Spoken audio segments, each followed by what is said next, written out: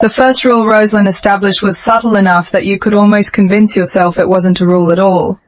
Joy's bedroom, the one Martha had painted lavender because Joy had begged for it at age 9, was repainted cream within 3 months of the wedding. "It's time to freshen things up," Rosalind said pleasantly, roller brush in hand.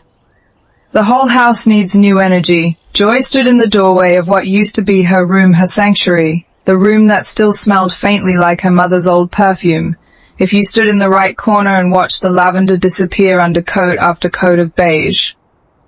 Christopher was too young to understand what was being erased.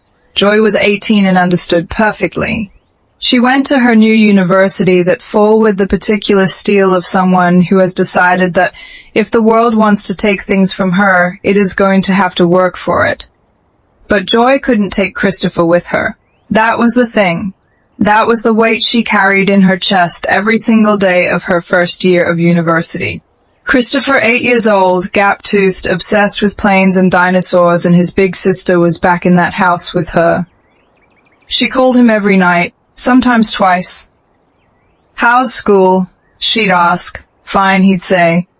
Usually fine. But sometimes there'd be something in his voice, a flatness, a careful smallness that made Joy press the phone harder against her ear. "Christopher, you okay?" "Yeah. Ariel got a new bike."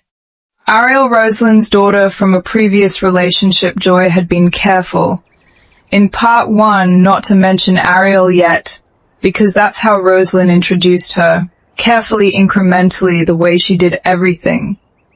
Ariel was 7 when her mother married Bill. She arrived in the house 6 months after the wedding once Rosalind had, as she put it, sorted out the arrangements.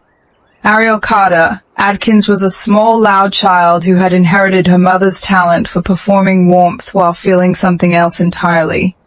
She cried beautifully. She knew exactly when an adult was watching.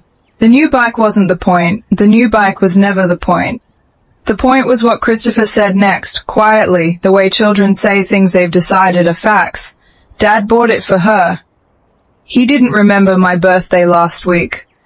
Joy sat on the edge of her university dorm bed and breathed very carefully for a long time. Home for Christmas, Joy saw it with her own eyes. The house had been rearranged, not dramatically, not all at once. But Martha's photographs had migrated first to higher shelves, then to the hallway. Then Joy couldn't find one single photo of her mother in any of the main rooms. She found them eventually in a box in the garage, wrapped in newspaper the way you wrap things you don't intend to display again. She put them back up in her room without asking permission. Rosalind said nothing, smiled, let it go. Because Rosalind had learned something important about conflict. You don't fight the battles you don't need to fight. Joy was nearly an adult. Joy was leaving. Christopher was 8 and pliable and here and present and hungry for warmth. Him she'd work on differently. The food was one of the first things. Sunday dinners, which Martha had made into an almost sacred ritual, the whole family at the table. Everyone talking over each other became something else. Rosalind cooked generously for Bill and for Ariel. She made Ariel's favorites. She asked Ariel about her day with the theatrical warmth of a woman auditioning for Best Mother. Christopher and Joy's plates were never obviously smaller. Rosalind was too clever for that. But their food was always slightly off. Joy's made with an ingredient she'd mentioned disliking. Christopher's served lukewarm after it had sat waiting, while Ariel's was freshly plated.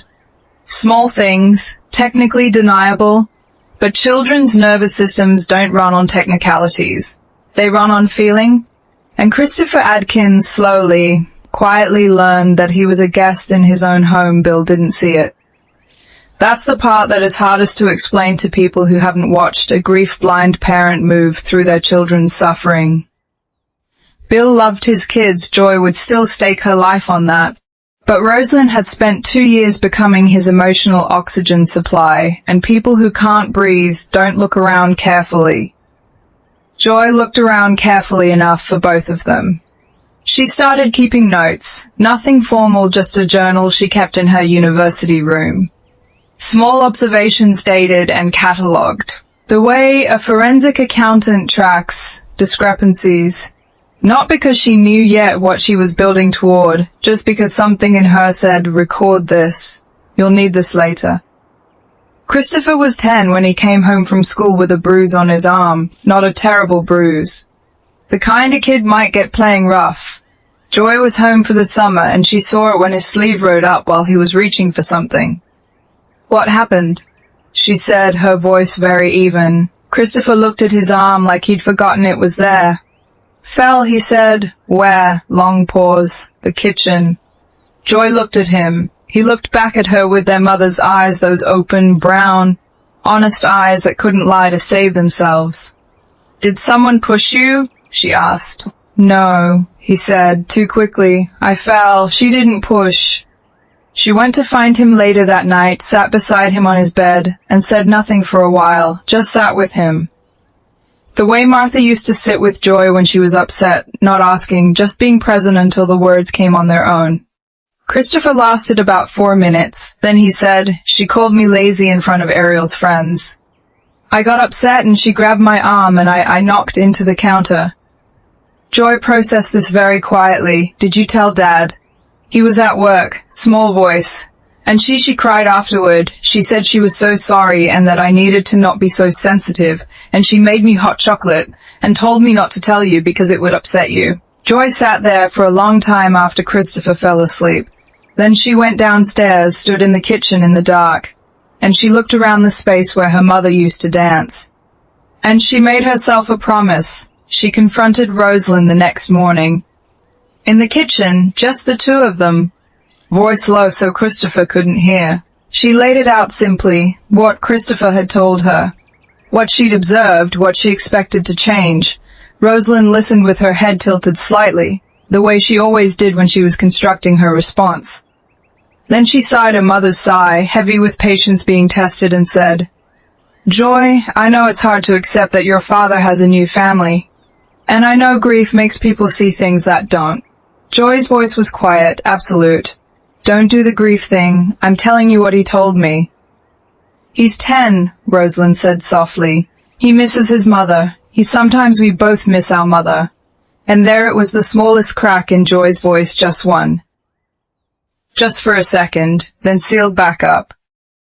If I come home again and find a mark on my brother, I will go to my father. I will sit him down and I will tell him everything I have seen and documented in the past 2 years.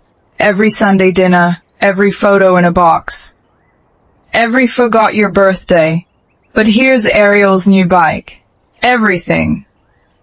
Are we clear? Rosalind looked at her for a long moment, then smiled. I'm so glad we can talk openly like this, she said warmly.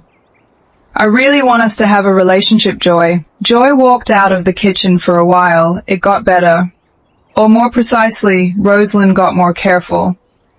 The physical incidents stopped, at least the ones that left marks. The overt favoritism was smoothed over when Joy was home. Rosalind was smart enough to know that Joy was a credible threat, and she recalibrated. But there are 1,000 ways to make a child feel unwanted that don't leave bruises. The way Rosalind never looked at Christopher when he was speaking unless Bill was in the room.